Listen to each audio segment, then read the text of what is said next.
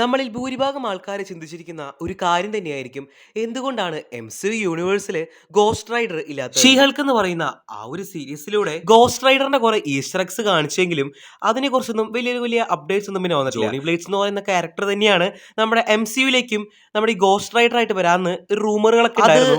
അതൊരിക്കലും കൺഫേം ചെയ്തിട്ടില്ല. പക്ഷേ ഇപ്പൊ ഒരു ഹോപ്പ് പോലെ നമ്മുടെ മെഫിസ്റ്റോ നമ്മുടെ അയൺ ഹാർട്ട് സീരീസിലൂടെ വന്നിട്ടുണ്ട്. ആക്ച്വലി മെഫിസ്റ്റോ ആയിട്ട് ഡീൽ ഉണ്ടാക്കിയിട്ടൊക്കെയാണല്ലോ നമ്മുടെ ഗോസ്റ്റ് റൈഡറിന്റെ ആ പവേഴ്സ് ഒക്കെ കിട്ടുന്നതും സ്പിരിറ്റ് ഓഫ് വെഞ്ചൻസ് ഒക്കെ ആയിട്ട് മാറുന്നത്. ഞാൻ പറയുന്നില്ല, എല്ലാവർക്കും അറിയുന്ന കാര്യം തന്നെയാണ്.